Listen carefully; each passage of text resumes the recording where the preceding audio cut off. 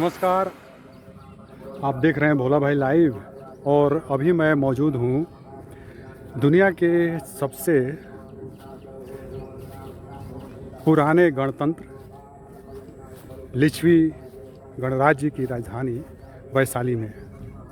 वैशाली को दुनिया का सबसे पुराना गणराज्य बोला जाता है और वैशाली के बारे में हम आपको बता दें कि वैशाली का नाम राजा विशाल के नाम पर पड़ा था और यहाँ ये जो जगह आप देख रहे हैं ये राजा विशाल के गढ़ के पास का ही जगह है। और ये सब जो क्षेत्र है ये देखिए आप, राजा विशाल का गढ़ भी इसमें आपको अवशेष के रूप में, भग्नावशेष के रूप में दिख जाएगा, जहाँ दुनिया का सबसे पुराना संसद हुआ करता था, जहाँ जनता के चुने हुए 7,777 प्रतिनिधि हुआ करते थे। और वैशाली गणराज्य की बात करें हम तो यह हिमालय के तराई क्षेत्र से लेकर और गंगा के मैदानी भाग जो हैं वहाँ तक यह सब फैला हुआ था। और उस समय पूरा भारत जो है यह 16 प्रमुख महाजनपदों के रूप में बटा हुआ था और 16 जनपद जो थे उनमें से एक जो है लिच्छवी भी था। और लिच्छवी गणराज्य की राजधानी थी वैशाली में, राजा विशाल का गढ़। और इस जगह के बारे में यह कहा जाता है कि वैशाली में ही एक आम के पेड़ के नीचे एक छोटी बच्ची मिली थी और आगे चलकर वह जो है आम्रपाली के नाम से जानी गई, क्योंकि आम के पेड़ के नीचे वह मिली थी। लेकिन आम्रपाली के बारे में बताया जाता है कि वह इतनी सुंदर थी कि उसके सुंदरता से पूरा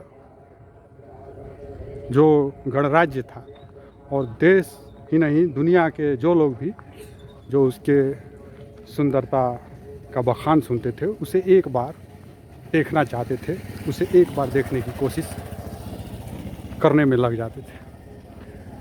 ये जो सामने जगह आपको जो दिख रहा है, जो चारों तरफ से अब यहाँ जो चार दीवारी है, यहीं राजा विशाल का गढ़ हुआ करता था और यहीं कभी संसद हुआ करती थी जब वैशाली गणराज्य था। और वैशाली गणराज्य का जो संसद है वह इस जगह पर हुआ करता था। हम आपको दिखा दें, बिहार टूरिज्म के तरफ से इस जगह को फिर से सुसज्जित किया जा रहा है, इसका सौंदर्यीकरण किया जा रहा है। और राजा विशाल के गढ़ का भग्नावशेष जो है वो आप यहाँ देख सकते हैं। और सामने जो भग्नावशेष जो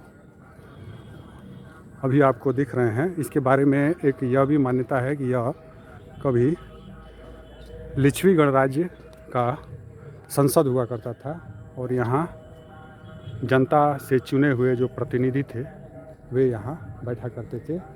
और राजा विशाल भी जो उनका गढ़ था वह भी यहीं हुआ करता था। लेकिन यह जो है बाद में खुदाई में यह सब मिला है, जो ऐतिहासिक साक्ष्य हैं उनके आधार पर यह खुदाई की गई। उसके बाद यह सब कुछ जो जैसे मिला है तो ऐतिहासिक साक्ष्य के आधार पर यह बिल्कुल प्रामाणिकता जो है इसकी यह अपने आप में दिखती है। और इसका जो आकार है, जिस तरह से यह बना हुआ है, इसे आप देखते हुए इस इतिहास की जो प्रामाणिकता है उसे खुद से भी आप समझ सकते हैं।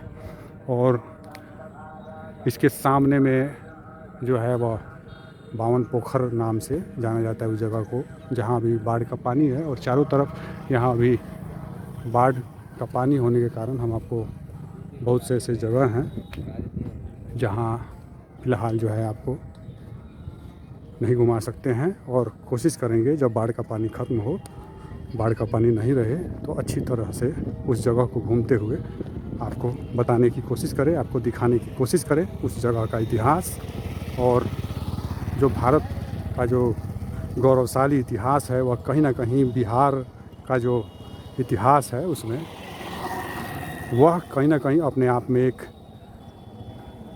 उसके इतिहास का गौरव और बढ़ा देता है भारत के।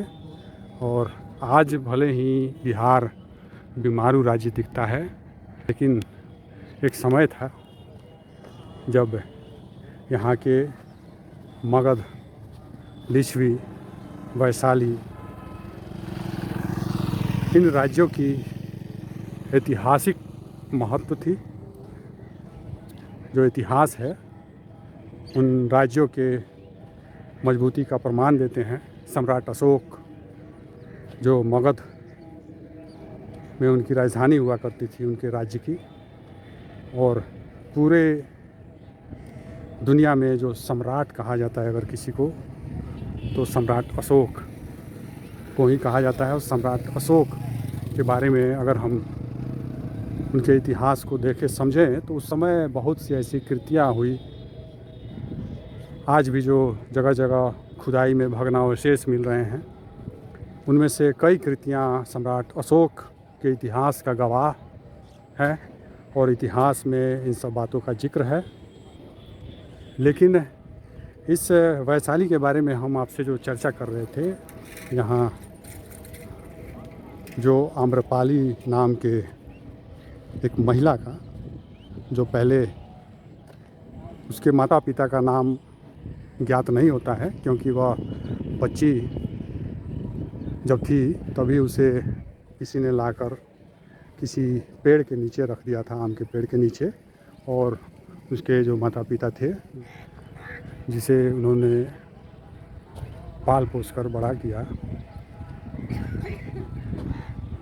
उनका कहना था कि वह उन्हें किसी आम के पेड़ के नीचे मिली थी। और उसके बारे में कहा जाता है कि बिंबिसार भी जो है जब राजा हुआ करते थे तो वे आम्रपाली के खूबसूरती का किस्सा सुनकर और उससे मिलने आते थे, आम्रपाली से मिलते थे, आम्रपाली से बिंबिसार प्रेम करते थे। और जो ऐतिहासिक साक्ष्य हैं उनके आधार पर कहा जाता है कि आप इन सब जगहों को जैसे देखें, यहाँ सामने में आप देख सकते हैं, यहाँ से मैं आपको दिखाने की कोशिश कर रहा हूँ, जो चारों तरफ बाढ़ का पानी है, लेकिन भगवान गौतम बुद्ध जो हमेशा यहाँ आया करते थे वैशाली में, वैशाली बहुत ही प्रिय था उन्हें, तो उनके एक शिष्य आनंद का जो है इस बौद्ध स्तूप, जो बौद्ध मंदिर है, इसके साथ इतिहास जुड़ा हुआ है। गौतम बुद्ध तो यहाँ हमेशा आते ही थे, और इतिहास में कम से कम 3 या 4 बार उनके आने का प्रमाण है, और जब भी आए हैं ज़्यादा समय के लिए यहाँ रुके हैं, इस तरह के भी प्रमाण हैं। तो आनंद के बारे में कहा जाता है कि गौतम बुद्ध के वे भाई ही थे। और मैं आपको ये जो जगह है या दिखाते हुए, और सामने जो पीछे आप देख रहे हैं जो भगवान गौतम बुद्ध का जो मंदिर है, स्तूप कहें आप, वह है, उसके साथ साथ आनंद और आम्रपाली के बारे में भी जो उनका जो किस्सा है वह आपको सुना रहा हूँ। और यह बताया जाता है कि आम्रपाली जब आनंद तीर्थ से मिली थी तब वह उनके रंग रूप से मोहित हो गई थी, और वह वास्तव में उनके साथ रहना चाहती थी, और इसलिए उसने आग्रह किया था आनंद से कि आप मेरे यहाँ ही रुके। और जो गौतम बुद्ध के जो शिष्य थे वे जब भी गौतम बुद्ध का विहार होता था तो कहीं जब वे कहीं निकलते थे तो वे कहीं उन्हीं वादियों में, उन जगहों पे जो वहाँ के नागरिक हुआ करते थे उनके यहाँ ही रहा करते थे। और इसलिए गौतम बुद्ध ने भी आनंद को ये आज्ञा दी कि अगर आम्रपाली आपके साथ रहना चाहती है तो आप वहाँ रह सकते हैं। और वे आम्रपाली के साथ रहे थे।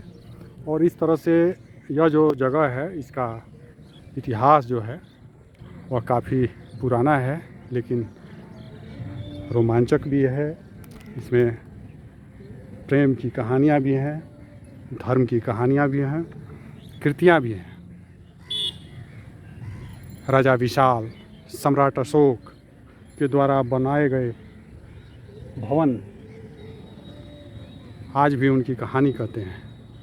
लेकिन यह जो आम्रपाली का जो उसके बारे में हम आपको बताते हुए और इस जगह से निकलते चलते हैं और आपको बता दें कि आम्रपाली भी बाद में आनंद तीर्थ के साथ रहने के बाद बौद्ध भिक्षु बन गई थी। और बताया जाता है कि बिंबिसार और उनके पुत्र अजातशत्रु ने भी जब आम्रपाली की खूबसूरती को जाना, देखा, तो वह भी उस पर मोहित हो गया था। और आम्रपाली पर मोहित होने के कारण ही वह भी जो है आम्रपाली से मिलने आता था। इस तरह की बातें हैं, इस तरह की बातें की जाती है कि वह हमेशा वैशाली में मिलने आता था। और जैसा कि आप जानते हैं कि मगध अलग राज्य हुआ करता था और मगध के राजा थे बिंबिसार और अजातशत्रु उनका पुत्र था। और अजातशत्रु जो है वह बिंबिसार को कैद किए थे। कहीं कहीं यह भी बात की जाती है कि उन्होंने बिंबिसार को मरवा दिया था, क्योंकि वह भी आम्रपाली से प्रेम करते थे और आम्रपाली को पाना चाहते थे। आम्रपाली को प्राप्त करने के लिए उन्होंने बिंबिसार को मरवा दिया या उन्हें कैद किया। तो बातें जो भी हो, इतिहास में दोनों बातें आती हैं। जैन धर्म यह कहता है कि अजातशत्रु ने उन्हें कैद किया था और एक तरह की यह भी बात आती है कि अजातशत्रु ने उन्हें मरवा दिया था। तो बात चाहे जो भी हो, लेकिन जो आम्रपाली के खूबसूरती का, उसके प्रेम का, उससे प्रेम करने वालों का जो बात है वह लोकतंत्र और जनतंत्र के साथ भी जुड़ा हुआ है। और यही कारण था कि जब पूरे शहर में आम्रपाली के सुंदरता का हर जगह चर्चा किया जाने लगा, हर जगह चर्चा होता था, तो उस समय जो है यह इस तरह की बात सामने आती है कि उस समय जो है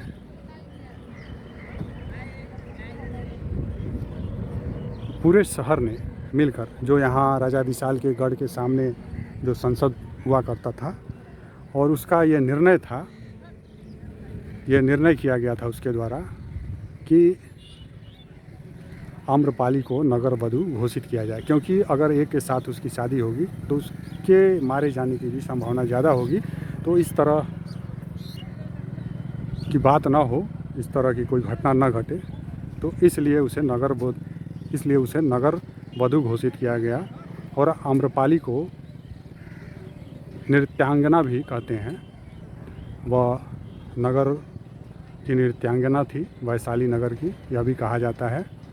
तो वैशाली नगर की नृत्यांगना होने का मतलब है कि वह जो राजा का जो दरबार होगा उसमें नृत्य करती होगी।